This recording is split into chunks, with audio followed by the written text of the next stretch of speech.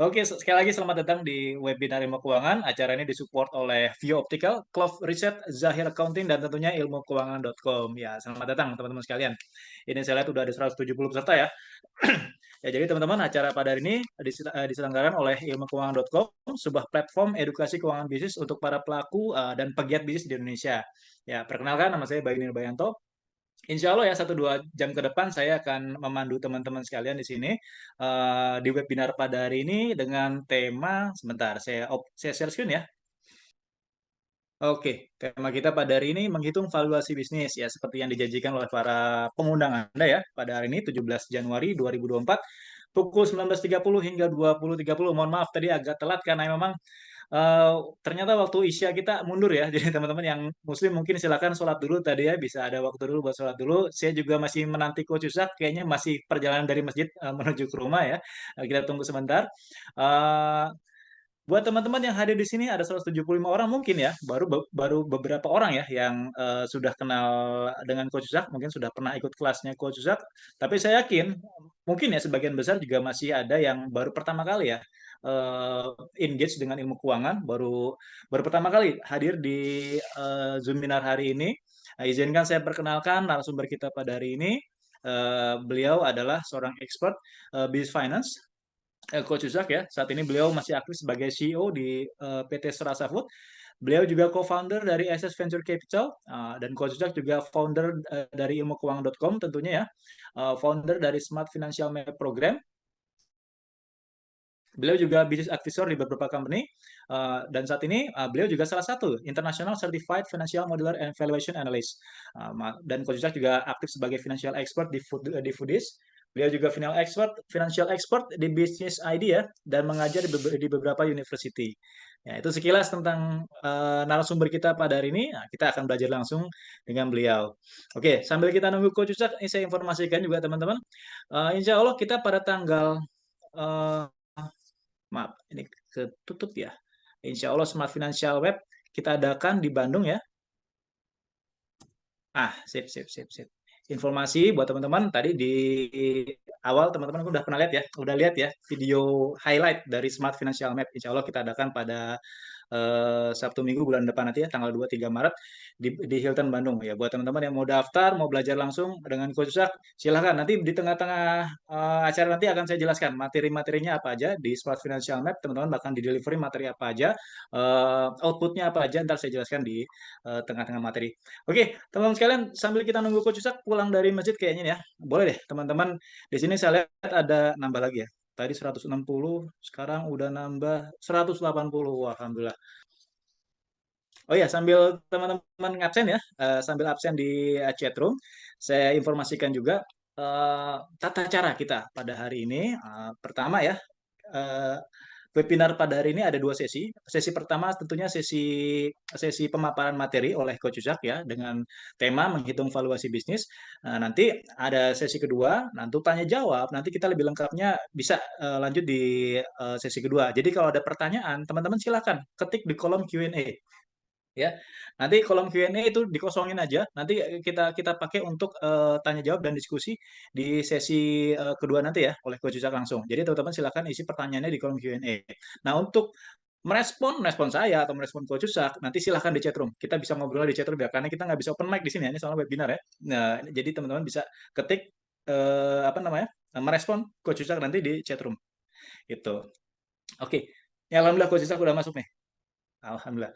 Assalamualaikum Coach. Waalaikumsalam warahmatullahi wabarakatuh. Oke, Oke, bismillahirrahmanirrahim. waktu dan tempat kita persilahkan untuk Coach Yusa. Oke, bismillahirrahmanirrahim. Assalamualaikum warahmatullahi wabarakatuh, teman-teman. Alhamdulillah, Waalaikumsalam. alhamdulillahirabbil assalatu wassalamu ala rasulillah. Amma ba'd. Oke, teman-teman, sorry ya, saya agak telat tadi karena saya lagi di luar kota, lagi di Solo, lagi baru belum lama juga sampai hotel. Terus tadi siang, dari pagi sampai sore, saya meeting dengan satu perusahaan yang cukup challenging ya menurut saya tadi meetingnya, karena kita ngebedah budget gitu kan, ngebedah budget detail, membuat beberapa skenario analisis ya, analisa skenario agar apa? Agar perusahaan tetap aman di kondisi eh, the worst misalkan ya, kita bikin beberapa skenario, tadi ada 3 skenario kita buat, lalu setelah skenario itu dibuat, apa langkah kita untuk lakukan controlling-nya gitu ya. Lalu if then else-nya gitu kan, apa jika terjadi seperti ini, apa yang harus dilakukan dan segala macam itu cukup panjang. Jadi begitu sampai hotel saya cukup lumayan apa ya, energinya kemakan gitu ya. Akhirnya tadi saya sholat dulu gitu ya. Sholat, mandi biar seger, refresh, biar kita bisa sharing dengan enak gitu. Oke, mudah-mudahan Anda semua dalam keadaan sehat walafiat, tetap dalam lindungan Allah Subhanahu wa taala. Amin. Dan semoga bisnis Anda tetap lancar dan tahun 2024 bisnisnya diberikan kesuksesan, makin tumbuh, makin profit, makin sehat cash flow-nya gitu ya. Amin, amin. Bisa membuka lapangan pekerjaan dan mudah-mudahan ya, kita doa selalu. Oke teman-teman, malam hari ini saya diminta oleh tim ilmu keuangan untuk berbagi di sesi Juminar series ya, ilmu keuangan setiap minggu. Eh, Tadinya saya minta diadakan tiap Sabtu, tapi ternyata Sabtu nggak gampang juga teman-teman karena waktunya buat keluarga gitu ya. Jadi kita balikin lagi ke tiap Rabu malam insya Allah. Nah, mudah-mudahan jam 9 kita udah bisa selesai, karena Anda juga harus istirahat, saya juga harus istirahat, karena besok pagi saya udah ada agenda lari ya 12 kilo lah ya di kota Solo, cukup panjang, jadi istirahatnya harus cukup. Oke, nah sesuai dengan brosur ya yang disampaikan, kita akan ngebahas tentang valuasi perusahaan, gitu ya, Mas Bayu ya? Business valuation, betul ya? Betul, betul, Coach, betul. Oke, bagaimana sih kita memvaluasi sebuah perusahaan? Nah, business valuation adalah satu dari banyak modul ya, banyak modul di kelas SFM, di kelas Smart Financial Map. Nah, jadi kalau teman-teman lihat nih modul yang saya mau buka, business valuation tuh ada di halaman 299. Teman-teman bisa lihat di sini ya. Jadi sebelum ini banyak lagi modul-modul yang keuangan ya, yang akan biasanya saya bagikan di Smart Financial Map Workshop. Buat teman-teman alumni pasti udah tahu, udah mulai familiar dengan modul-modul ini gitu ya. Jadi kalau teman-teman misalkan jauh gitu ya atau terkendala ikut SFM, nggak apa-apa ikut Juminar tiap minggu gitu ya, karena saya sedikit-sedikit akan kasih setiap modul gitu ya yang ada di SFM gitu. Jadi sama, nggak dikurang-kurangin. Tapi kalau Anda mau ketemu yang full gitu ya 2 hari belajar keuangan gitu ya, silakan ya Anda ikut kelas ya bareng saya gitu ya, dan ketemu sama saya langsung insya Allah di Bandung teman-teman. Jadi modulnya banyak banget nih SFM. Dan selalu ada yang baru insya Allah. Jadi selalu ada yang baru karena ilmu itu terus diupdate ya. Contoh-contoh kasusnya, terus juga isu-isu yang terkini terkait masalah keuangan, itu juga biasanya diupdate terus gitu. Alright, gitu ya. Terus ini contoh ya. Ini contoh bagaimana kita membudget untuk salary gitu ya, bagaimana kita membenchmark salary atau biaya gaji, beban gaji di perusahaan itu udah sehat atau belum gitu ya. Itu banyak kita banding-bandingkan, kita gunakan benchmarking. Lalu juga marketing, bagaimana marketing itu membuat marketing goal, lalu bagaimana budget marketing, bagaimana menghitung return on marketing investment, dan segala macam. Ini juga kita pelajari. Lalu juga ada permintaan bagaimana menghitung bagusnya apakah kita outsource ataukah kita in-house. Misalkan apakah bagus produksi sendiri ataukah bagusnya di outsource aja. Apakah kita pakai gudang sendiri ataukah bagusnya gudang yang outsource aja. Nah, itu kita hitung di sini ya dengan beberapa macam jenis cost ya, ada relevant cost, irrelevant cost atau sunk cost, ada opportunity cost dan segala macam. Jadi banyak banget ya teman-teman ya. Nah, jadi salah satu yang kita akan di modul SFM itu adalah valuasi. Jadi valuasi adalah satu dari banyak ya modul di SFM. Nah, malam hari ini saya akan sharing ya ke Anda tentang bagaimana kita menilai sebuah perusahaan. Oke. Oke. Nah, bagaimana kita menilai sebuah perusahaan? Business valuation. Begini teman-teman, bisnis yang Anda bangun gitu ya, sebenarnya ada beberapa keuntungan selain cuma di luar keuntungan operasional. Kalau Anda misalkan ngebangun, inilah bedanya bisnis dengan dagang kali ya. Mungkin banyak orang yang mendefinisikan apa sih bedanya bisnis dengan jualan gitu. Oke. Nah, kalau jualan gitu ya, kalau jualan ini contoh ya, Anda jualan aqua. Gitu ya, Anda jualan aqua, Anda jualan yes. Nah, Anda hanya mendapatkan keuntungan dari selisih ya atau margin, dari selisih dari harga jual dengan harga beli. Jadi kalau Anda jual ini 10.000, Anda belinya 5.000, maka Anda akan mendapatkan keuntungan 5.000. Nah, itulah dagang, teman-teman.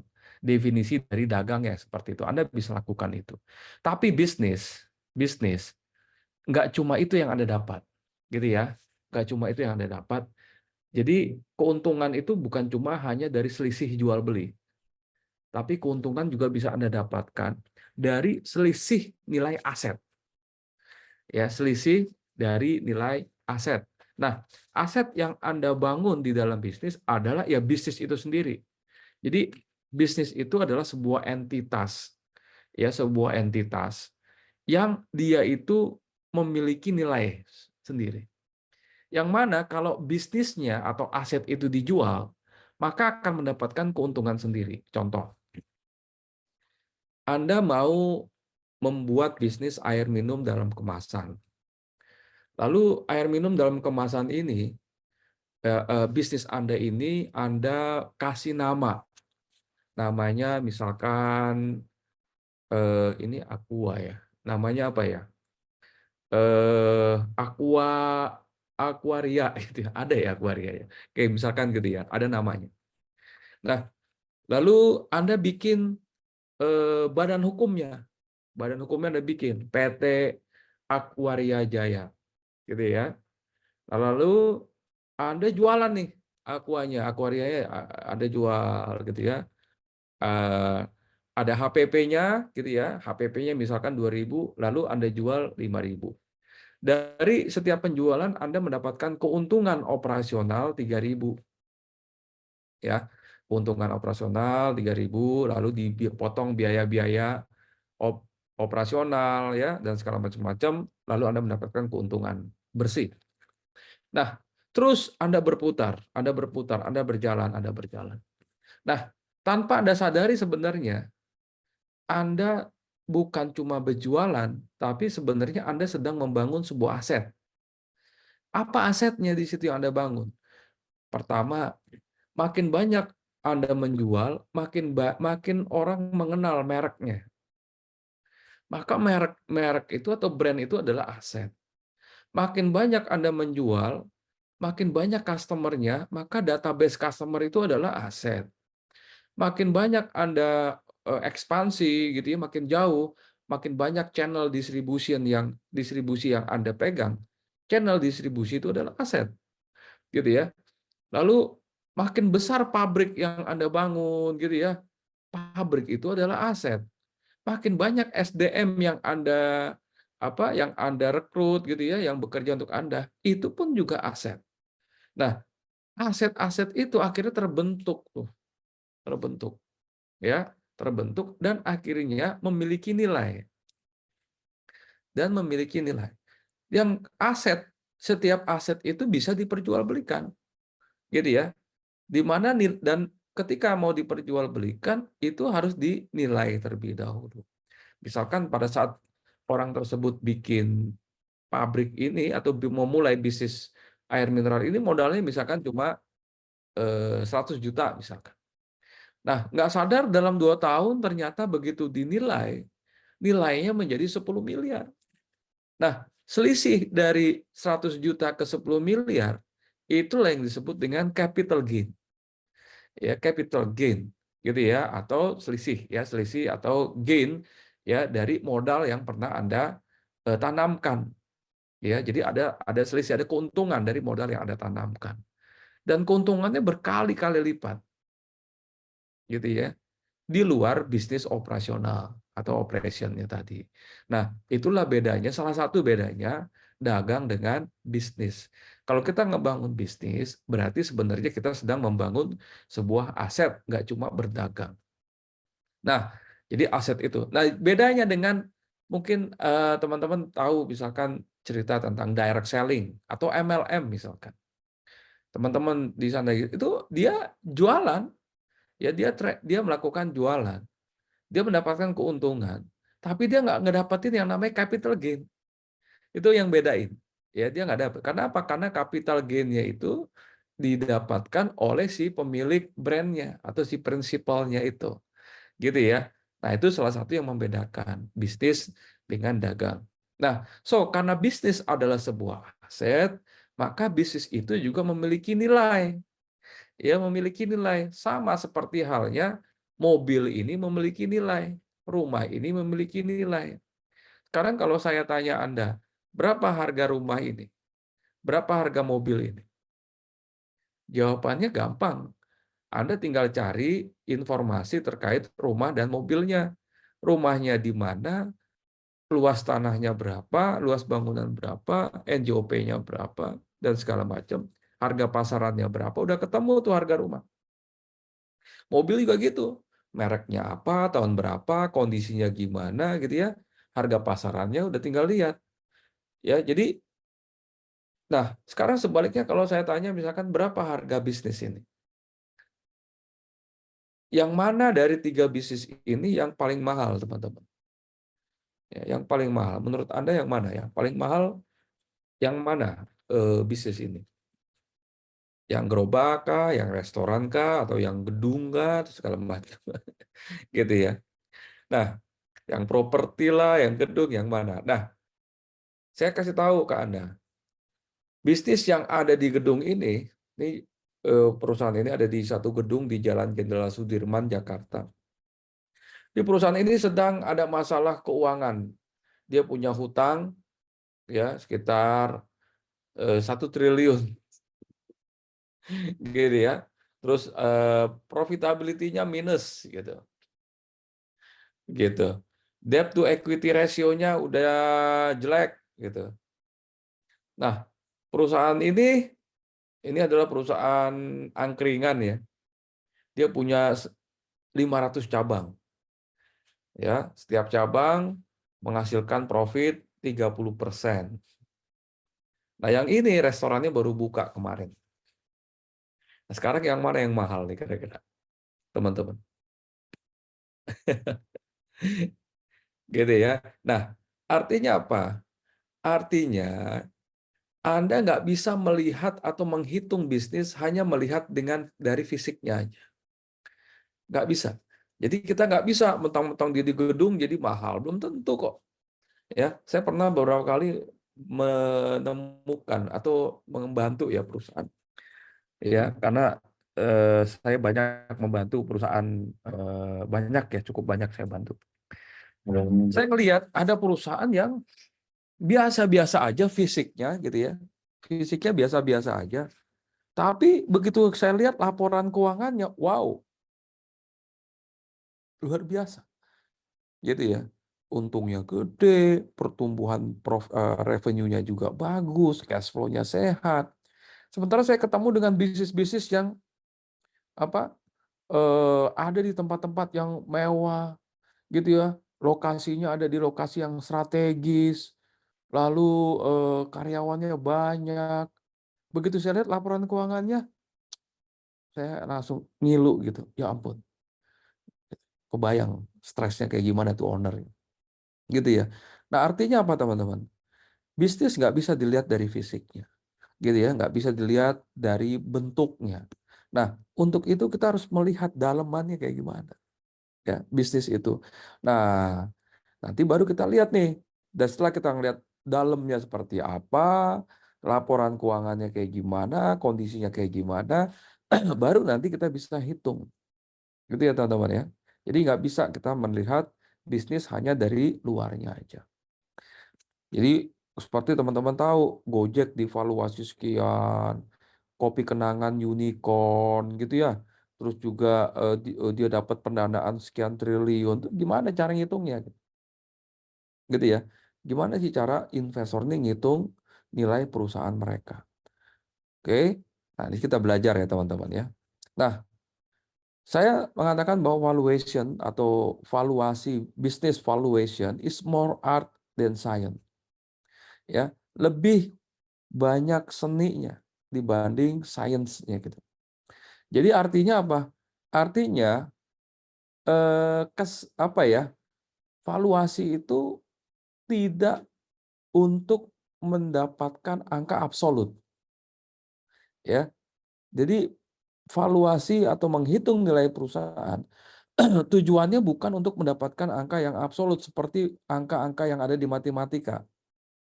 Wah, nggak bisa itu menurut gua ya. Menurut gua nilai perusahaan ini 10 miliar. Terus kata temannya lagi, salah loh. Nilai perusahaan ini tuh 10 miliar, 500 juta gitu. Lu salah, lu salah gitu. Bukan gitu. Ya. Kalau kayak gitu gimana? Bisa jadi gitu kan. Dua-duanya benar. Karena memang tujuan dari valuasi itu sebenarnya bukan untuk mencari angka absolut. Ya. Nah, tapi gitu ya. Jadi angka yang akan muncul nanti dalam penghitungan valuasi nilai perusahaan gitu ya, itu angka yang disepakati. Angka yang disepakati antar kedua belah pihak.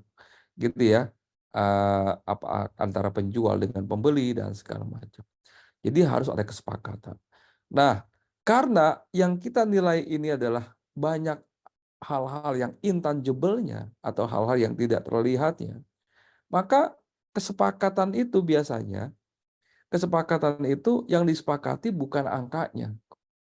Yang disepakati biasanya metodenya. Ya, metodenya yang disepakati. Contoh, gini, simpelnya gini. Anda misalkan mau nurunin berat badan, gitu ya. Anda mau nurunin berat badan nih. Anda nimbang di rumah nih. Anda punya timbangan berat badan di rumah. Begitu nimbang, 80 kilogram. Wah, keberatan nih. Lalu Anda diet, gitu ya. Anda diet. Lalu nggak lama Anda diet, 1 bulan, Anda nimbang badan. Tapi kali ini nimbangnya di tempat gym. Terus Anda kaget. Di situ keluarnya angkanya 81. Padahal Anda udah diet sebulan. Wih, kok begini kok gitu kan. Lalu Anda ke klinik atau ke apotek, ada timbangan tuh kadang-kadang di apotek tuh. Anda nimbang lagi, terus di situ beratnya tetap 80 gitu. Tapi begitu Anda nimbang di rumah, wah hasilnya udah 78, udah turun 2 kilo. Sekarang saya tanya ke teman-teman, yang benar timbangan yang mana? Menurut teman-teman yang benar timbangan yang mana? Karena dia ke apotek, rumah. Nah, nggak ada yang tahu teman-teman tuh. Nggak ada yang tahu. Nah, jadi dia pun nggak tahu yang benar yang mana. Udah dicek tuh, oh ini sama kok mulainya angkanya 0, terus sama dia diganti baterainya lagi, segala macam lah. Nah, poinnya adalah kita nggak tahu timbangan mana yang benar, gitu ya, nggak tahu. Nah, yang harus Anda putuskan adalah timbangan yang Anda sepakati. Oke, kita mau nimbang nih, bilang sama pelatih Anda gitu kan, kita pakainya timbangan yang di rumah ya. Kan itu kan jadi tolak ukur tuh. Jadi tolak ukur before afternya, jelas. Pada saat saya nimbang di rumah 80, saya puasa, begitu saya diet gitu ya, intermittent fasting lah segala macam, begitu mau melihat hasilnya ya timbangan di rumah lah pakai. Jangan yang di luar itu. Kenapa? Jadinya nantinya bias. Nah, sama teman-teman. Jadi valuasi itu sebenarnya yang lebih disepakati ya adalah metodologi. Ya, metodologi sebenarnya, bukan angkanya. Jadi angkanya itu ya tergantung nanti. Yang penting kita oke ya, kita deal di metodologinya. Kenapa harus seperti itu? Karena metodologi dalam menghitung nilai perusahaan banyak, ya, banyak. Tergantung dari investornya, tergantung dari apa namanya jenis bisnisnya, tergantung dari level bisnisnya. Investor yang sukanya sama dividen, dia akan melihat dividen, gitu ya, potensi dividen dalam menghitung nilai perusahaan. Ada yang namanya dividen discounted model, DDM, gitu ya. Dia ngelihat dividennya, dividen yang didiskon, sama kayak kalau teman-teman tahu di DCF, discounted cash flow, gitu ya, yaitu di cash flow yang didiskon, gitu ya. Terus tiap industri juga kadang-kadang beda. Industri komoditi dengan industri yang branded product beda lagi. Level bisnis juga beda. Bisnis yang baru mulai dengan bisnis yang udah 10 tahun beda cara hitungnya. Ya, jadi banyak faktornya ya metodologi ini. Oke, jadi tidak ada yang pasti di dalam valuasi. Metodologi hanya sebuah tools. Nggak ada yang pasti. Ini tools yang kita harus sepakati nanti. Nah, lalu metodologi apa sih yang bisa digunakan? Sebelum ke sini, saya mau menceritakan juga tentang apa sih yang dihitung. Kalau kita ngelihat apa namanya bisnis, bisnis itu adalah sebuah aset. Ini aset nih, yang warna kuning nih. Ya, ini adalah sebuah aset. Sama kayak Anda punya rumah, itu adalah aset Anda. Anda punya mobil, itu aset Anda. Nah, pertanyaannya, aset ini dibeli pakai apa? Bagaimana Anda memiliki aset tersebut? Apakah Anda menggunakan hutang atau Anda menggunakan duit sendiri? Gitu ya. Jadi yang disebut dengan nilai perusahaan atau business valuation, ya, business value atau company value atau enterprise, ini adalah yang warna kuning nih. Ini yang warna kuning. Ya, ini disebut dengan business value atau enterprise value atau EV namanya. Enterprise value ya, EV. Nah, ini nilainya. Tidak memperdulikan aset ini dibelinya pakai apa. Jadi kalau saya simulasikan gini, ini ada 3 rumah, sama rumahnya. Rumah yang pertama dimiliki sama si Anto, rumah kedua dimiliki sama si Budi, rumah ketiga dimiliki sama si Charlie. Anto beli rumah ini pakai hutang 200, pakai duit sendiri 600. Si Budi beli rumah ini pakai hutang 600, pakai duit sendiri 200. Si Charlie beli rumah ini pakai hutang 400, pakai duit sendiri 400. Nah, pertanyaannya adalah berapa harga rumahnya? Berapa teman-teman harga rumahnya? Nah, harga rumahnya adalah 800. Nah, 800 itulah yang disebut dengan enterprise value, ya, atau business value. Tidak melihat rumah ini harganya tetap 800, mau dibelinya pakai hutang kek, atau mau pakai duit sendiri kek, atau mau campuran kek, dia nggak ngelihat itunya. Yang kita hitung adalah nilai rumahnya, ya, atau itu disebut dengan enterprise value. Jadi yang dihitung di dalam bisnis adalah nilai asetnya ini. Gitu ya. Nah, ini ada yang komentar. Itu jadi balance sheet ya, Mas Fajar. Balance sheet itu bahasa akuntansi. Ya, balance sheet. Jadi gini, ada bahasa accounting, ada bahasa finance. Ya. Kalau di sini, kalau Anda menggunakan logikanya accounting, gitu ya, logikanya accounting, rumah ini jadi aset, hutang, dan ada yang namanya equity. Kalau bahasa accounting, equity value ini itu disebut dengan book value. Book value atau aset dikurang hutang. Ya, book value itu bahasa accounting. Sementara kalau equity value itu bahasa finance. Ya, itu bahasa finance. Secara konsep sama sih. Ya, konsepnya sama, tapi cara ngitungnya little bit beda. Kalau kenapa? Karena di dalam equity value itu ada nilai-nilai yang tidak terlihat. Kalau di balance sheet jelas banget tuh angkanya tuh. Ya, angka nilai dari perolehan. Gitu ya. Tujuannya apa sih? Valuasi macam-macam ya. Jual bisnis, IPO, merger dan segala macam. Siapa yang melakukan valuasi? Investor, perusahaan, financial analyst, M&A, ya KJPP, gitu ya. Jadi macam-macam ya yang menghitung nilai perusahaan. Nah, metodologi kita masuk. Metodologi secara konsep ya ada dua. Ada yang menggunakan historical atau data keuangan actual dan ada yang menggunakan future atau projection. Ya, bisa. Perusahaan-perusahaan yang udah lama umurnya biasanya pakai historical karena udah ada laporan keuangan. Perusahaan yang belum punya laporan keuangan gimana? Startup misalkan. Ya maka kita mesti lihat future-nya.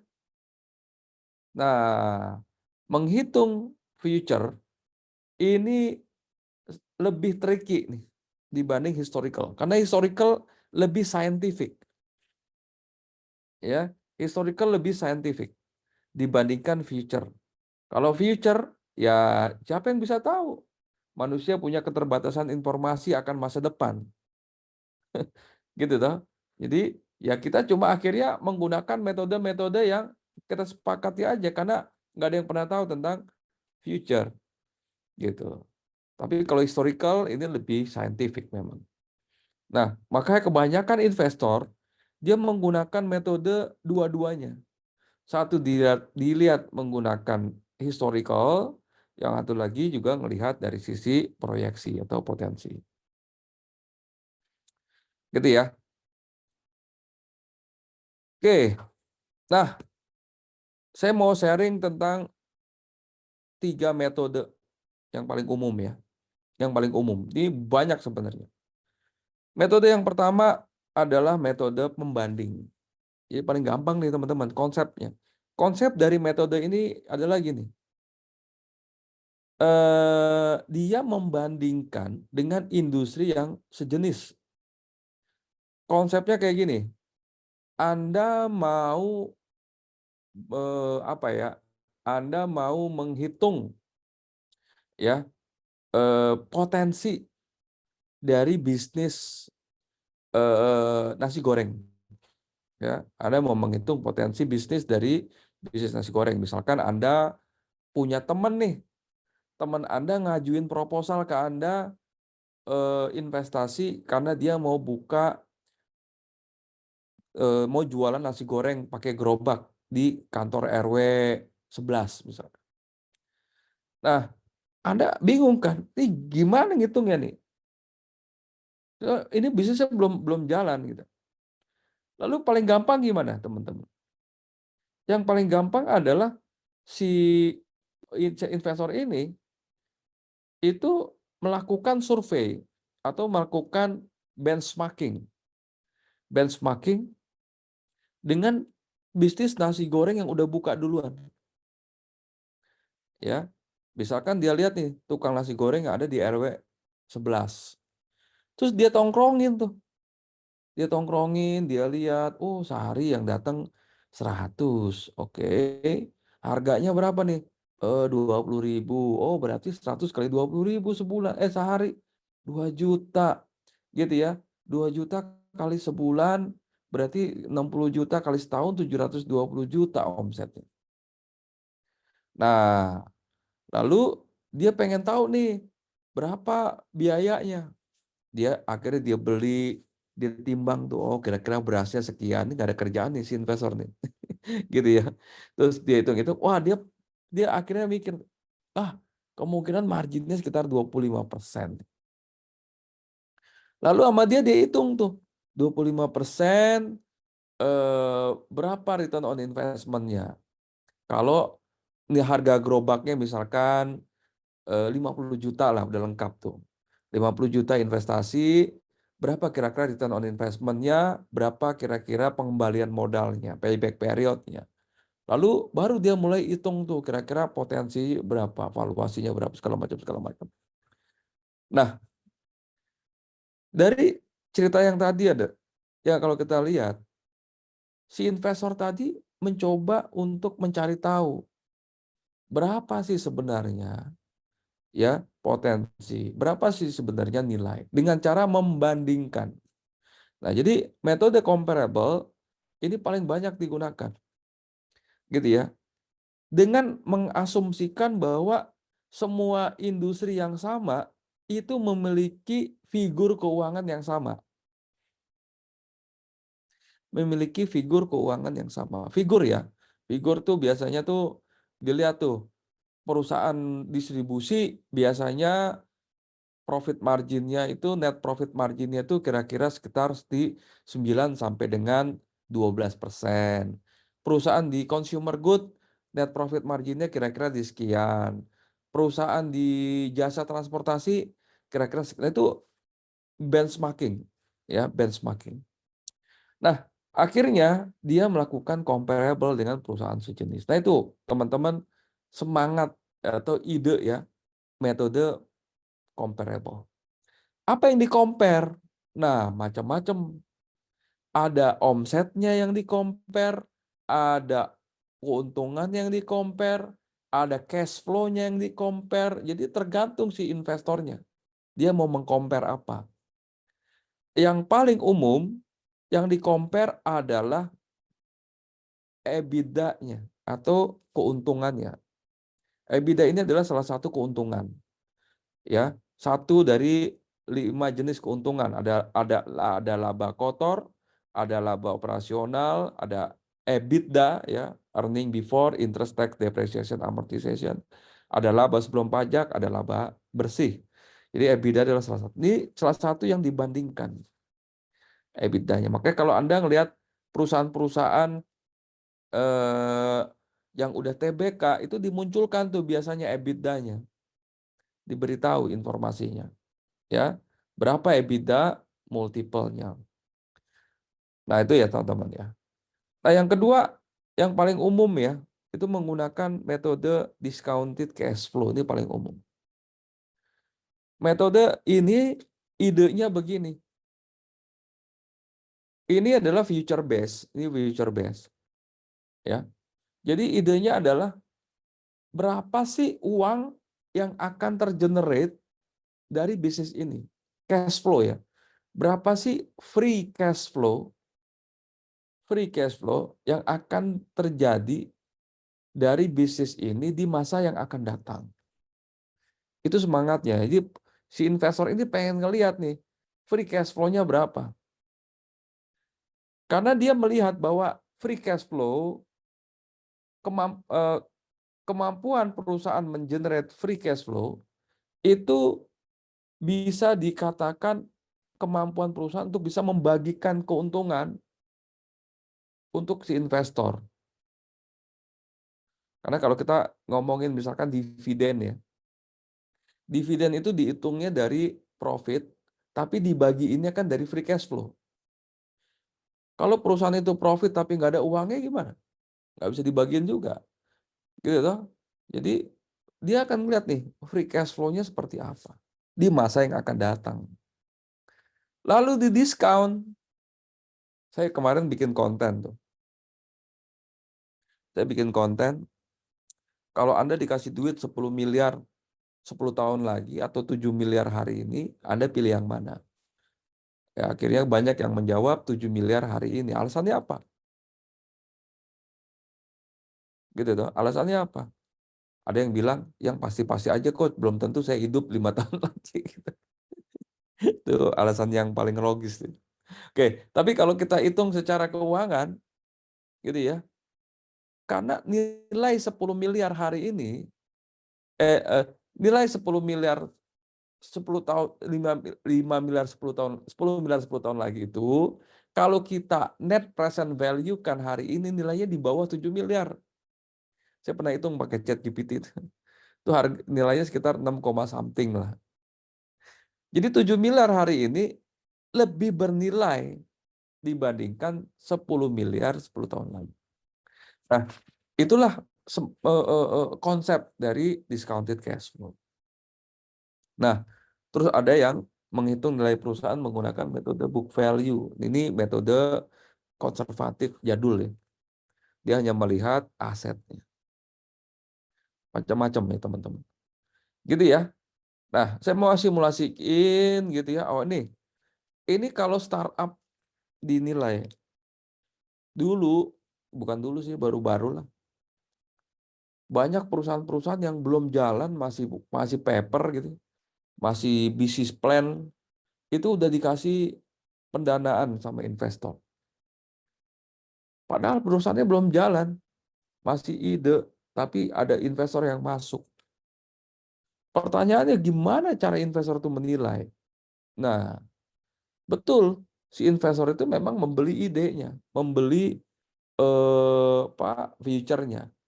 Dia invest di early startup, early stage, atau di namanya seed funding, gitu ya. Nah, biasanya yang dia nilai itu bukan bisnisnya, karena bisnisnya itu belum ada, gitu. Biasanya yang dilihat itu lebih ke timnya, idenya, ya, IP-nya, ya, operating stage-nya, segala macam lah. Dan kebanyakan saya ngobrol dengan para investor ya, venture capitalist ya, saya kenal dengan beberapa venture capital, CEO-nya gitu ya, mereka lebih melihat timnya atau foundernya itu dilihat tuh. Jadi kayak orang ngelamar kerja gitu ya, dilihat CV-nya, dilihat ininya, dilihat sekolah di mana, ini apa, prestasinya apa.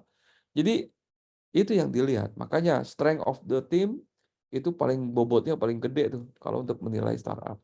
Nah, metode seperti ini disebut dengan kualitatif metode. Kualitatif, betul-betul tidak pakai angka ya, pakai kualitatif.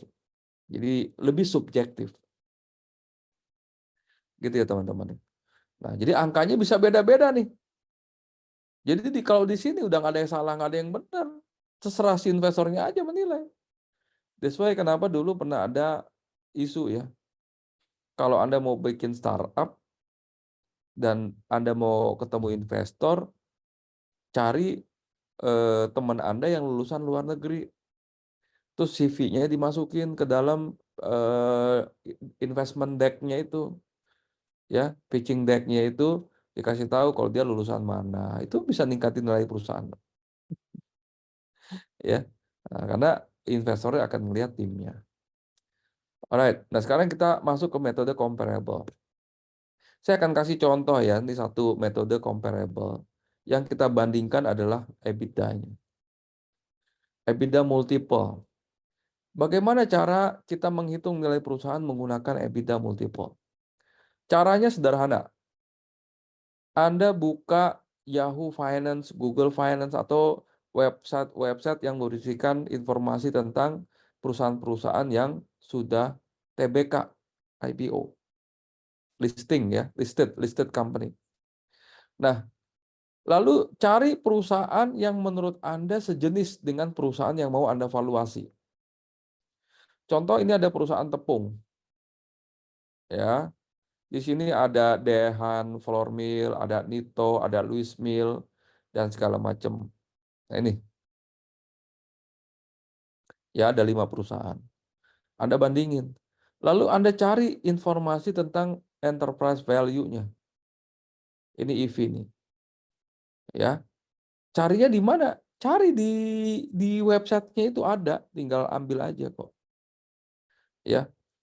Lalu cari informasi tentang sales-nya, omsetnya, cari informasi tentang EBITDA-nya, cari informasi tentang labanya, baru Anda bagi nih.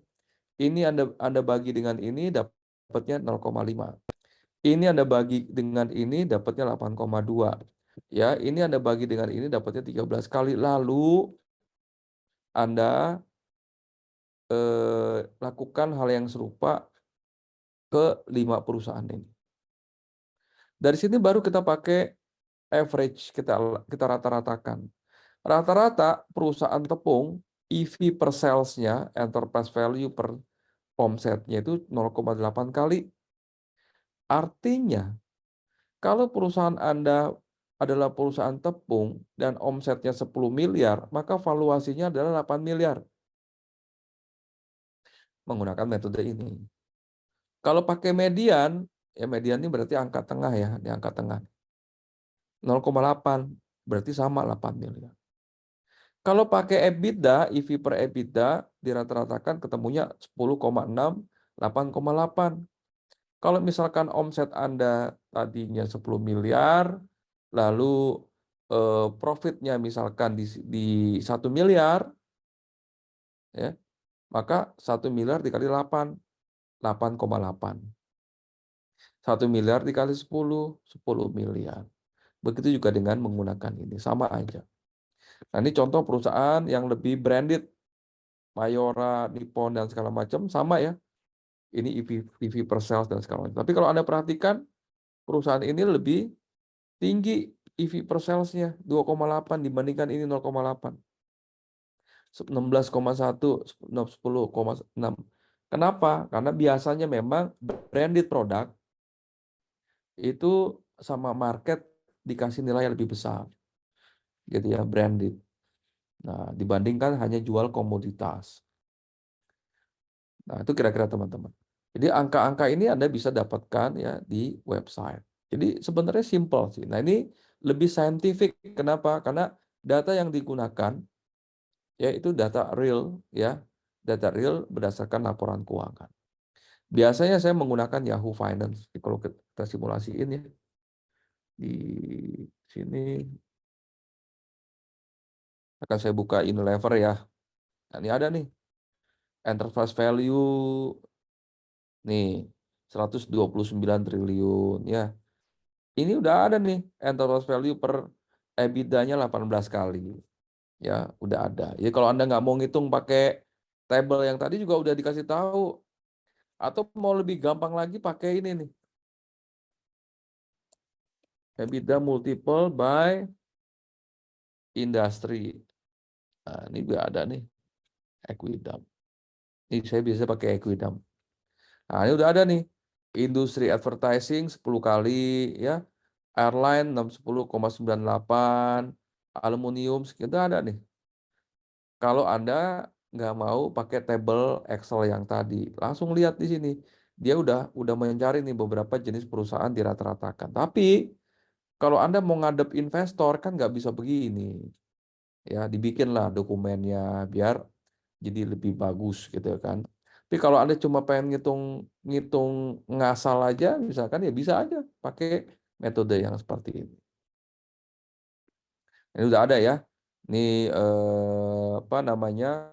Enterprise value, market cap-nya udah ada. Anda mau lihat finansialnya juga di sini lengkap. Ya. Ada datanya, ada historical datanya, ada profilnya, ya, semuanya ada. Oke, pemegang sahamnya siapa dan segala macam, revenue, EBITDA-nya berapa. Ini ada nih. Omsetnya berapa, ya. Kayak gitu, teman-teman. Oke. Nah, itu menggunakan metode comparable. Tadi menggunakan discounted udah, pakai book value udah. Nah, prinsipnya gini teman-teman. Ya, prinsipnya metode itu banyak ya. Metode itu banyak banget. Prinsipnya adalah harus disepakati metodenya apa pada saat ngitung. Itu aja sih. Saya lebih suka menggunakan metode menggunakan comparable ya, karena itu paling banyak digunakan. Beberapa perusahaan merger acquisition itu juga menggunakan metode M&A, mengerjakan comparable ya, dan itu lebih umum, atau menggunakan discounted cash flow dan segala macam. Oke, mudah-mudahan itu ya teman-teman ya bisa saya sampaikan sebagai materi trigger. Udah mau jam 9 gitu ya, kita bisa tanya jawab. Semoga bermanfaat buat Anda gitu ya. Tapi yang ingin saya sampaikan ke Anda gitu ya, bahwa eh, jangan cuma membangun valuasi dalam membangun bisnis, karena eranya udah lewat ya. Investment modelnya dulu kenapa sih banyak bisnis yang lebih ngejar valuasi dan segala macam? Karena memang investornya menggerakkannya seperti itu. Itu orang-orang rakus sih menurut saya sih. Jadi sektor keuangannya lebih digenjot ya dibanding sektor real. Ya itu kalau sekarang 2024 saran saya ya tetap membangun fundamental. Yaitu apa? Keuntungan dari operasional. Yang tadi tuh jual beli produknya segala macam itu tetap harus menghasilkan dibandingkan hanya mengandalkan eh, perhitungan valuasi. Valuasi tetap dibutuhkan, ya. Tapi at the end of the day, bisnis Anda itu ya akan dilihat dari fundamentalnya. Jadi kembali ke fundamental menurut saya, tetap bangun ya bisnis yang profitable. Investor hari ini dia akan mencari perusahaan-perusahaan yang profitability-nya bagus dibanding hanya ngelihat potensi atau cuma ngejar saham ya karena itu nggak penting teman-teman. Itu saran saya ya. Itu mungkin ya yang bisa saya sampaikan ke Anda semua. Pasti nggak banyak yang bisa saya sampaikan karena waktu yang terbatas gitu ya. Kalau Anda mau belajar lebih dalam, saya akan bagikan gitu ya di forum-forum yang lain gitu ya. Atau Anda mau ketemu sama saya silakan ya kita bisa ketemu insya Allah di Bandung ya, nanti di Smart Financial Map itu ada workshop di Bandung, masih lama gitu ya, tapi Anda bisa apa ya, bisa booking dulu seat-nya biar nggak kehabisan, karena biasanya SFM itu alhamdulillah ya beberapa batch ini selalu full gitu ya, banyak yang nggak kebagian.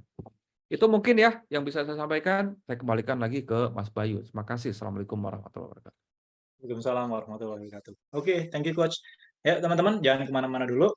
Insya Allah ini kita baru masuk ke pertengahan ini ya acara ya. Nanti kita masuk lanjut lagi ke sesi kedua, sesi tanya jawab nih yang serunya justru. Kita bisa bisa konsultasi langsung dengan Coach Uzak ya, teman-teman bisa isi di kolom Q&A. Untuk sementara kita batasin 10 pertanyaan dulu. Oke, sambil nunggu teman-teman isi pertanyaan di kolom Q&A, ada 3 informasi yang mau saya sampaikan dari manajemen ilmu keuangan. Yang pertama terkait boleh Pak Robert di-share ya untuk teman-teman khusus alumni ya, alumni ilmu keuangan yang mau konsultasi seputar pendampingan private ya, bisa hubungin di chatroom ya. Boleh Pak Robert di-share ya.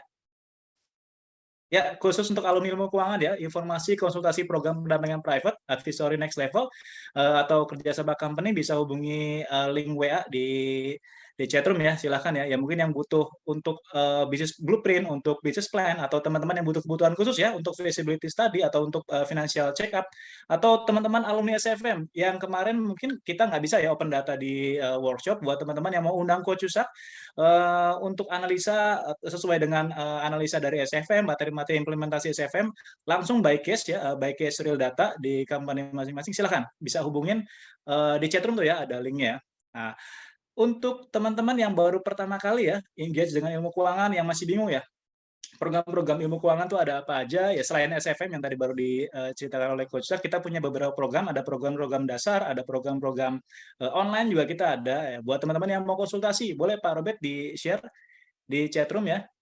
Buat teman-teman yang pengen tanya-tanya program-program edukasi dari ilmu keuangan apa aja ya, yang masih bingung, cocoknya apa nih saya nih yang nggak punya basic finance, saya pengusaha yang nggak punya basic finance, startnya dari mana dulu belajarnya, boleh di chatroom, silakan hubungin fasilitator dari ilmu keuangan gitu. Nah, informasi yang ketiga ini info yang penting ya. Ini insya Allah bulan Maret nanti kita bersama Coach Yusak ya tentunya akan mengadakan Smart Financial Map. Izin share screen Coach ya sebentar. Buat teman-teman, sekali lagi kami informasikan, Smart Financial Map Batch 24, ini alhamdulillah udah 50%, sheet sudah terisi ya teman-teman. Udah masuk ya share screen saya? Oke. Insya Allah kita adakan 2-3 Maret nanti di Bandung, di Hilton ya. Pastikan teman-teman daftar, pendaftarannya 7,5 juta rupiah. Nah, di sini kita bakal belajar apa aja, banyak sekali materi yang kita pelajari di Smart Financial Map tentunya ya, ada analisa asumsi makroekonomi, kita belajar PES analisis, kita juga belajar baca analisa laporan keuangan tentunya yang sifatnya strategik, membaca menganalisa penjualan sampai banyak sekali di sini ya. Nah, materi-materi ini nanti selama 2 hari akan di-deliver oleh Coach Yusak dan nanti pada di hari kedua kita langsung belajar nih, belajar financial projection. Jadi semua materi-materi yang disampaikan oleh Coach Yusak kita langsung praktek bikin financial projection gitu. Tentunya dengan data contoh ya yang nanti diberikan oleh Coach Ishak gitu. Jadi nanti output dari teman-teman belajar di kelas Smart Financial Map, insya Allah udah bisa nih cara memproyeksi sales growth ya, perhitungan COGS ya, atau penyusunan salary breakdown seperti apa yang bagus ya, perencanaan marketing expenses ya expenses yang efektif seperti apa, pengelolaan OPEX dan lain-lain. Jadi ada 23 komponen mungkin ya yang kita pelajari nanti di kelas Smart Financial Map dan pastikan teman-teman belajar bareng-bareng dengan Coach Ishak. Ya, itu kurang lebih teman-teman. Coach mungkin ada tambahan mungkin Coach ya. Di Smart Financial Map kita pada tanggal 2-3 Maret nanti kita bakal belajar apa aja nih Coach? Wah, banyak banget ya. Itu A sampai Z itu keuangan itu. Jadi materi Smart Financial Map itu memang saya bikin 2 hari ya. Ilmu yang praktis yang bisa Anda pelajari dengan sangat mudah gitu ya terkait bisnis finance. So Anda nggak perlu kuliah finance panjang-panjang gitu ya, nggak perlu apa ngambil MBA finance dan segala macam untuk mengerti tentang bisnis finance. Ya bagaimana Anda membaca, menganalisa, bagaimana Anda mengambil keputusan, bagaimana Anda menghitung, bagaimana itu semuanya dapat semua di sana tuh. Dan materi SFM itu saya bikin untuk Anda yang non-finance background. Jadi kalau Anda background-nya bukan keuangan, SFM cocok. Kenapa? Anda boleh cek. Udah lebih dari 1.500 mungkin alumni SFM. 80% lebih mungkin ya. Itu mereka background-nya bukan keuangan. Dan saya juga senang ya ketika mereka bilang, wah ini gampang banget dimengerti gitu ya. Karena memang samalah cara ngajar saya dengan hari ini gitu. Kalau saya sukanya ngasih contoh yang simpel-simpel gitu ya, pakai bahasa yang sederhana gitu ya. Kenapa? Karena kalau pakai bahasa yang nggak sederhana, jangankan Anda, sayanya aja juga pusing gitu kan. Jadi kita cari yang simpel aja gitu. Jadi pakai logika yang gampang. Bagaimana menghitung, bagaimana ini, bagaimana analisa. Jadi simpel-simpel aja. Jadi bukan pakai bahasa-bahasa alien gitu ya. Walaupun ada ya istilah-istilah keuangan yang nggak bisa saya ganti ke bahasa Sunda misalkan atau ke bahasa Jawa. Karena itu bahasa umum ya, bahasa universal keuangan. Jadi kita yang harus mengerti. Ya itu ya. Dan yang kedua yang saya berikan itu ilmu praktikal, bukan teori gitu ya. Teori ya adalah saya nggak mengatakan teori itu nggak bagus. Iya teori itu bagus, tapi lebih bagus bagaimana mempraktekkan teori. Nah itu semuanya ada di SFM tuh. Jadi SFM itu adalah ilmu praktikal, karena saya juga praktisi. Ya, saya praktisi dan saya mengimplementasikan ilmu itu ke semua bisnis yang saya bantuin. Very simple, gitu ya, very simple. Saya ada satu apa namanya perusahaan yang saya bantu, gitu ya, yang saya bantu dan orang keuangannya ini adalah salah satu alumni SFM terbaik. Ya, kok bisa tahu sih terbaik? Karena di SFM itu ada studi kasus. Ya, ada studi kasus. Nah, dari studi kasus yang pernah dibikin sama ribuan alumni, studi kasus yang dibikin sama, alumni yang satu ini menurut saya one of the best, gitu ya, of the best. Dia mengerti konsepnya dan, kebetulan perusahaan ini saya bantuin dan dia orang keuangannya di sana, saya duduk-duduk aja udah jadi tuh. Gitu kan. Jadi tuh, karena dia tahu tuh bagaimana menganalisa, bagaimana menggunakan tools ini segala macam, udah jadi gitu kan, udah. Jadi, effort-nya nggak terlalu besar gitu ya untuk mikirnya gitu.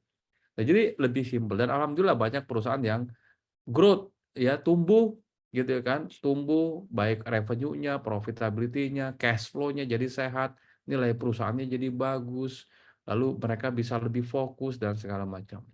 Ya, jadi itu lebih ke, ilmu ya, corporate planning. Ada yang tanya, apa bedanya sama kelas CFO? Beda. Kenapa beda? Ya karena beda, kalau sama ngapain saya bikin 2? Ada kelas CFO, ada SFM gitu ya. SFM itu, kebanyakan ilmu tentang how to-nya, how. Kalau di CFO itu lebih banyak why-nya, why sama who-nya. Why, Anda harus tahu, why harus begini, why. Jadi kalau, ada alumni saya bilang, kelas CFO itu lebih ke akidahnya, SFM itu lebih ke fikihnya lah, kira-kira kayak gitu ya, lebih ke tata caranya. Karena memang kebanyakan hal-hal yang teknikal itu adanya di SFM.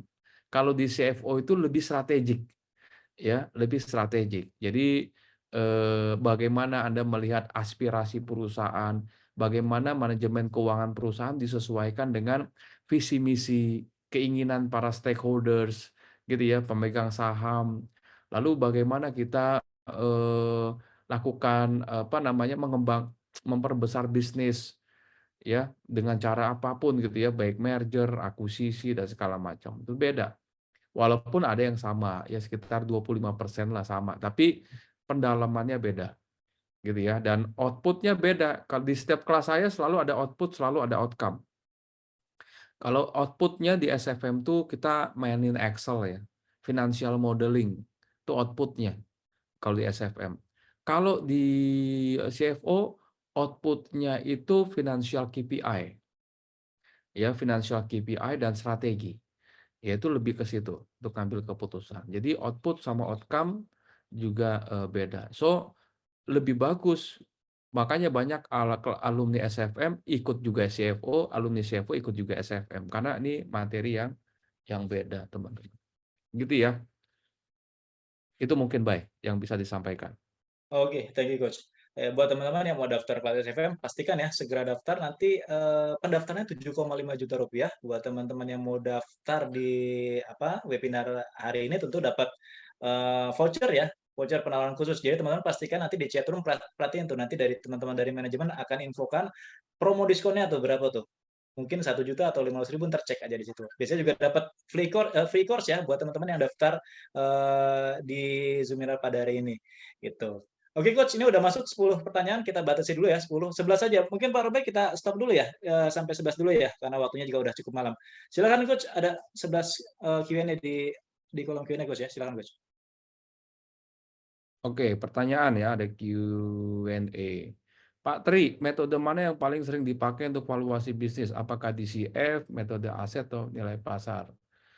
Mmm Yang paling umum ya, DCF termasuk yang paling umum, gitu ya, termasuk yang paling umum, comparable ya, tadi EBITDA multiple, sales multiple gitu ya, price to earning ratio gitu juga termasuk yang paling umum, gitu. Terus juga metode aset ya, metode aset, apa namanya, book value ini udah nggak umum sih, jarang ya, udah jarang termasuk itu.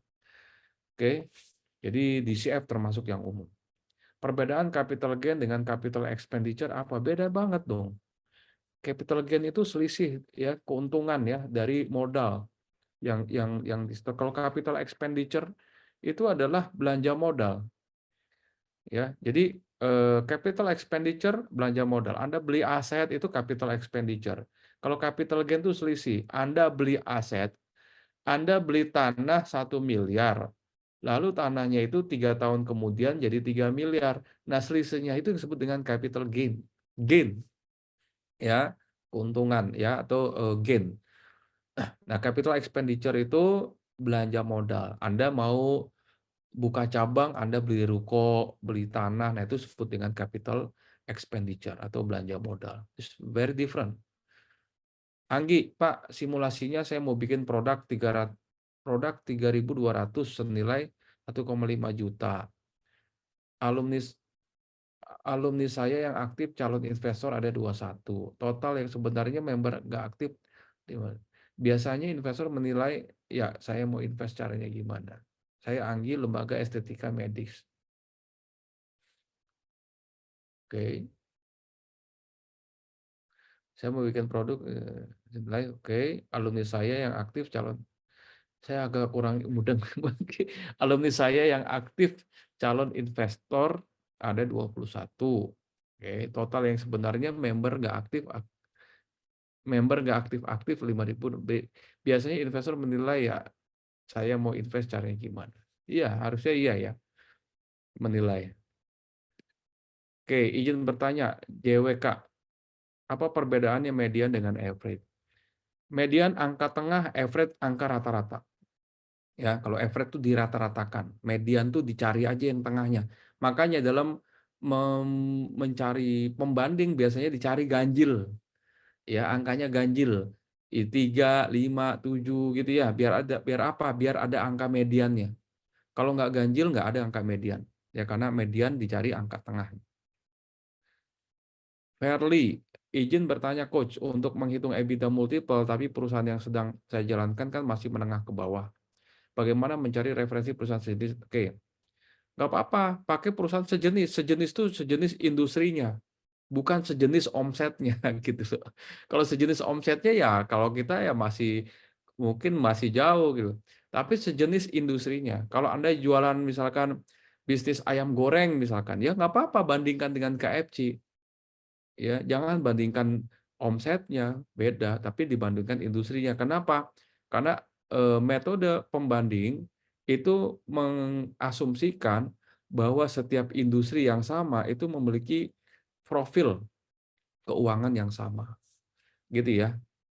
Jadi jangan bandingkan value-nya ya, tapi bandingkan bisnis industrinya.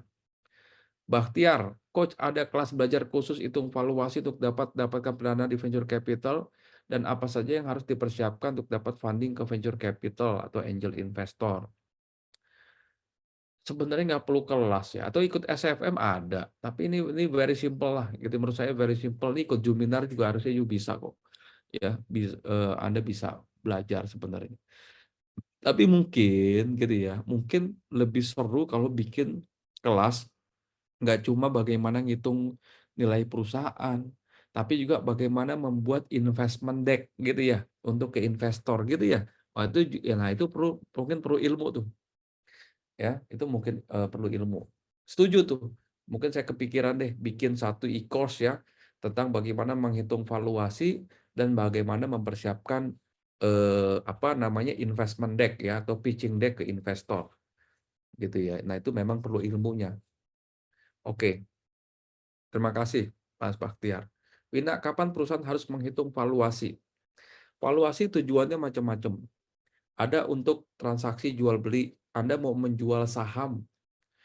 Ada orang nih, saya tahun lalu kedatangan lebih dari 5 perusahaan. Minta bantuan saya menghitung nilai perusahaannya karena tujuannya mau salah satu dari mereka mau menjual sahamnya. Setelah digali-gali, ternyata memang ya ada keretakan lah gitu. Terus udah ngerasa udah nggak sejalan, terus yang satu pengen keluar, ya, lalu pengen jual sahamnya, lalu meminta saya untuk menghitungkan nilai perusahaan secara objektif, yang nanti sahamnya itu akan dibeli sama temennya. Banyak tuh. Jadi bisa jual, atau Anda mau IPO, ya, Anda mau menghitung performa ya atau performa atau peningkatan kinerja bisa juga gitu. Jadi kapan mau dihitung terserah Anda. Ya, Anda mau hitung kapan. Tapi biasanya saya di awal tahun ini ngitung walaupun belum ada tujuan untuk fundraising. Saya ngitung nih, tahun lalu saya ngitung nilai perusahaannya 100 miliar, sekarang saya hitung nilai perusahaannya udah 200 miliar. Berarti ada apa? Ada selisih ya, selisih nilai perusahaan 100 miliar dalam setahun. Gitu loh, itu keuntungan. Walaupun 100 miliar itu belum ada uangnya, masih di atas kertas. Baru ada uangnya kalau Anda deal dengan investor atau Anda jual. Rubin, coach dari perspektif investor mana yang lebih penting, profitability ratio atau enterprise value? Pertanyaan penting nih. Kalau dia dua-duanya penting udah pastilah profitability ratio, karena profitability ratio juga berhubungan dengan enterprise value sebenarnya. Kalau ngitungnya pakai apa namanya berpengaruh ya. Kalau misalkan kita ngitung pakai EBITDA, pakai apa, itu sebenarnya berpengaruh. Tapi kalau orang ngelihat fundamental, dia akan lihat profitability ratio, ya. Kalau dia lebih suka trader mungkin ya, trader mungkin lebih suka enterprise value gitu. Ya, jadi mungkin macam-macam ya. Jadi dua-duanya penting menurut saya. Tapi kalau saya sebagai CEO, saya akan lihat profitability ratio, lebih fundamental. Mau tanya Coach Aldi, apakah IPO memiliki tujuan lain dari kedam menjadi? Oh iya, banyak tujuan dari IPO. Ada perusahaan generasi kedua, cash flow-nya sehat, semuanya nggak ada masalah. Tapi mereka IPO tujuannya apa? Tujuannya biar perusahaan itu juga dimiliki sama publik. Karena kalau udah publik memiliki, keluarga itu nggak semena-mena gitu loh. Jadi perusahaan itu jadi lebih transparan dan segala macam. Jadi lebih profesional dikelola. Itu adalah salah satu tujuan IPO. Padahal cash flow-nya dia masih baik-baik aja. Ya. Yang kedua, membangun trust. Ya, trust. Misalkan, wah perusahaan yang IPO harusnya lebih trusted, gitu kan, lebih terpercaya, misalkan. Ya, terus yang apa namanya?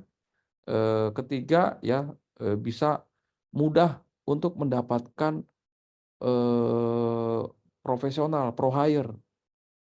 Anda kalau mau mencari tenaga-tenaga pro hire, lebih mudah kalau perusahaan Anda udah IPO, gitu kan. Jadi sama tuh ngebangun trust. Jadi ada nggak tujuan yang lain hanya di luar mencari dana? Banyak, ya. Tujuan yang lain buat si investor apa? Exit, ya, jual sahamnya gitu. Jadi macam-macam. Apakah ada rencana buat seminar SFM di Surabaya? Saya kebetulan sudah daftar CFO di tanggal 20. Masalah sampai ketemu Mbak Yuni tanggal 29.30. Kelas CFO tanggal 29.30 di Jakarta. Ini awal Januari kemarin udah full. Ya, udah sangat full. Bahkan saya udah kasihan juga banyak teman-teman minta masukin, saya bilang nggak bisa lah, udah full gitu ya. Jadi mohon maaf buat teman-teman yang belum bisa join. Silakan join di batch selanjutnya atau di SFM. Apakah akan ada SFM di Surabaya untuk tahun ini? Belum, Mbak, gitu kan. Belum kemana-mana dulu lah gitu ya. Jadi tapi kalau saya ada agenda ke Surabaya ya kita bisa aja ya bikin ngobrol-ngobrol gitu ya. Gitu. Jadi SFM itu ada di Bandung, ya diadakannya weekend, jadi Anda silakan jalan-jalan ke Bandung bawa keluarga. Kalau di CFO itu di Jakarta ya biasanya diadakan di hari Senin. Itu mungkin ya. Bye. Ada lagi teman-teman? Silakan. Siap, Coach. Coach itu kan kita batasi Q&A cuma 10 aja, Coach. Ini ada di chat room juga ada beberapa yang nanya. Kita lanjut apa bagaimana, Coach? Mau disaring dulu pertanyaan yang di chat room. Coba ya, saya cek di chat room ya. Ya, mungkin disaring aja, Coach ya. Yang prioritas aja mungkin. Pertanyaan yang prioritas apa namanya? Yang masih align sama materi hari ini. Oke, Mas David. Kenapa EBITDA? Kenapa nggak net profit? Sebenarnya net profit bisa juga earning gitu. Ya, pakai price to earning ratio bisa juga. Tapi kenapa EBITDA multiple? Ya, ini makanya tadi saya bilang metode itu tergantung dari taste, ya, taste, selera, appetite, ya, dari si investornya itu. Nah, kenapa EBITDA? Kalau mungkin jawabannya adalah karena yang EBITDA itu hampir semuanya cash transaction dan lebih berhubungan dengan cash flow misalkan dibandingkan net profit. Kalau net profit itu kan banyak didapatkan bukan dari hasil operasional. Kalau EBITDA murni operasional. Ya, EBITDA, earning before interest, tax, depreciation and amortization. Ya, interest itu bukan operasional activity. Tax itu adalah regulasi, depresiasi dan amortisasi itu akibat dari investasi. Jadi yang murni dari operasional adalah EBITDA. Mungkin itu salah satunya. Kenapa EBITDA? Gitu ya. Coach Yusak, ada apa step-step untuk men-shift bisnis jadi jasa menjadi produk yang scalable menurut pengalaman Coach Yusak? Karena menjadi scalable itu is a must ya untuk menaikkan valuasi. Kalau nggak scalable dan nggak masuk radarnya investor, ya betul, gitu ya. Jadi apa step-stepnya untuk men-scale up bisnis jasa menjadi ini? Tergantung ya jasanya apa, gitu ya, jasanya apa. Jadi kalau saya dari jasa outputnya ke investment. Dari investment saya cari produk bisnis-bisnis yang bisa saya invest gitu. Jadi saya lompat gitu ya. Saya lompat dari jasa ya ke investment company gitu ya. Saya juga invest. Jadi saya juga invest ke beberapa perusahaan sebenarnya. Karena udah nggak ada waktu lagi ya untuk jadi apa namanya eksekutif gitu ya. Jadi atau cari bisnis-bisnis yang bisa apa kerjasamakan ya produk macam-macam sih. Oke, kalau daftar Semarang diskonnya berapa? Oh ya, ini saya nggak ngerti ini. Oke, ada pertanyaan lagi, Verly. Ya, oke. Izin Coach, nyimpang sedikit. Kalau perusahaan baru memiliki satu produk selama 2023, apa masih bisa menggunakan analisa ABC, BCG Metric dan ANSOF? Mantep banget nih. Ini alumni nih pertanyaan nih. Serta BFM kayaknya Coach, Bu Firly nih, kayaknya sih. Oke, ini analisa ABC analisis gitu ya. BCG Matrix, Ansoff Metric. Ini kalau Ansoff Metric ini adanya di kelas CFO nih. BCG Metric ini adanya di mana ya? BCG Metric tuh kalau nggak salah di CFO juga ada deh. Ya, ABC Analysis ada di SFM. Kayaknya dua-duanya dia. Gitu ya. Nah, bisa nggak? Pertanyaannya baru 1 tahun. Gini teman-teman. Tentunya kalau Anda datanya lebih dari 1 tahun lebih bagus. Tapi kalau nggak ada, ya mau nggak mau. Karena quality datanya itu adanya begitu ya mau diapain gitu. Ya itulah yang bisa diandalkan. Gitu ya. Jadi nggak mungkin nggak bisa diandalkan, tapi nggak ada yang lain. Ya itu akhirnya mau nggak mau Anda menggunakan data 1 tahun untuk Anda analisa. Yang jadi problem produknya cuma satu. Gimana? Ya nggak bisa ABC analisis. ABC analisis kan untuk mencari produk Pareto-nya gitu. Gitu. Itu biasanya untuk produk-produk yang banyak. Gitu ya. BFM, SFM, dan OTW ya supaya ini. Oke. Mas Ferli gitu kan sampai ketemu. Alright, gitu ya, Mas Bayu ya, teman-teman ya. Oke Coach, kita udah agak offset waktunya nih. Ya. Oke, Oke, terima kasih ya. teman-teman ya. Oke. Mungkin dari saya itu dulu gitu ya. Saya nanti kembalikan ke Bayu. Eh, saya pengen berdoa dulu ke Anda kepada Allah gitu ya, pada Anda semua semoga mumpung bulan Januari ya, semoga bisnis plan Anda, target Anda 2024 bisa tercapai di tahun Amin, amin, amin. Ada itu aja closing statement gitu ya. Dan saya berdoa insya Allah bulan Februari saya berangkat umroh lagi gitu ya. Selalu saya doakan lagi Anda juga di sana gitu kan. Dan kalau Anda mau Amin, ketemu amin. sama saya insya Allah yang udah terdaftar di kelas CFO kita bisa ketemu insya Allah tanggal 29-30 Januari di Jakarta. Yang belum bisa ketemu silakan bisa ketemu di SFM ya sebelum Ramadan. Ya sebelum bulan puasa kita bisa ngobrol dulu. Gitu ya, saya kembalikan ke Bayu. Silakan. Terima kasih. Assalamualaikum. Oke, Waalaikumsalam warahmatullahi wabarakatuh. Thank you, Coach Yusak. Ya, teman-teman udah keluar ya pengumumannya di chatroom, silahkan dicek. Itu ada pengumuman Smart Financial Map Batch 24 di Hilton Hotel Bandung 23 Maret ya. Investasi 7,5 juta ya, khusus buat peserta Zoominar hari ini 6,5 juta nih teman-teman. Lumayan dapat dapat voucher diskon 1 juta rupiah. Ini berlaku untuk 10 pendaftar pertama. Jadi pastikan segera daftar ya, linknya ada di chatroom ya. Dan 3 pendaftar pertama mendapatkan free course senilai 650.000. Nah, lumayan nih. Ini info dari teman-teman, kayaknya udah ada 2 yang daftar. Jadi teman-teman, apa mungkin ditambah ya teman-teman ya, yang pendaftar 5 pertama kali ya, dapat juga free course. Silahkan segera daftar ke admin ilmu keuangan. Gitu. Oke, teman-teman, alhamdulillah materi kita udah selesai ya. Webinar kita hari ini 17 Januari 2024 dengan tema menghitung valuasi sudah selesai. Nanti kita tutup apa namanya? Sebelum saya tutup nanti teman-teman bisa cek lagi ya informasi di chatroom, ini nggak kita close langsung. Nah, nanti kita tutup dengan video highlight dari Smart Financial Map. Pak Robert siap putarkan video highlight dari Smart Financial Map biar supaya teman-teman tahu nih seperti apa sih gambaran dari acara Smart Financial Map batch-batch sebelumnya.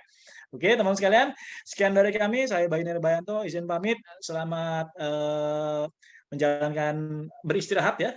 Sampai jumpa di Smart Financial Map Batch 24. Saya Beni Bento, izin pamit. Assalamualaikum warahmatullahi wabarakatuh.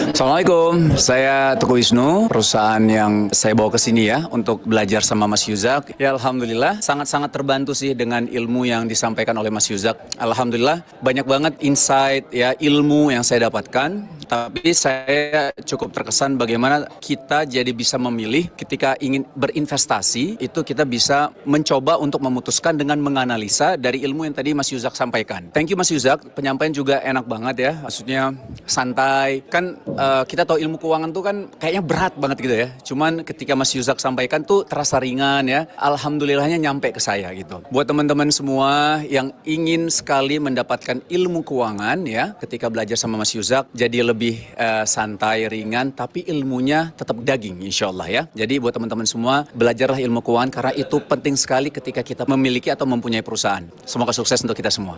Thank you Mas Yuzak. Assalamualaikum, saya Teguh Wisnu, perusahaan yang saya bawa ke sini ya untuk belajar sama Mas Yuzak. Ya Alhamdulillah, sangat-sangat terbantu sih dengan ilmu yang disampaikan oleh Mas Yuzak. Alhamdulillah, banyak banget insight ya, ilmu yang saya dapat. Tapi saya cukup terkesan bagaimana kita jadi bisa memilih ketika ingin berinvestasi, itu kita bisa mencoba untuk memutuskan dengan menganalisa dari ilmu yang tadi Mas Yuzak sampaikan. Thank you Mas Yuzak, penyampaian juga enak banget ya, maksudnya santai. Kan kita tahu ilmu keuangan tuh kan kayaknya berat banget gitu ya. Cuman ketika Mas Yuzak sampaikan tuh terasa ringan ya. Alhamdulillahnya nyampe ke saya gitu. Buat teman-teman semua yang ingin sekali mendapatkan ilmu keuangan ya, ketika belajar sama Mas Yuzak jadi lebih santai, ringan, tapi ilmunya tetap daging insya Allah ya. Jadi buat teman-teman semua, belajarlah ilmu keuangan karena itu penting sekali ketika kita memiliki atau mempunyai perusahaan. Semoga sukses untuk kita semua. Thank you Mas Yuzak.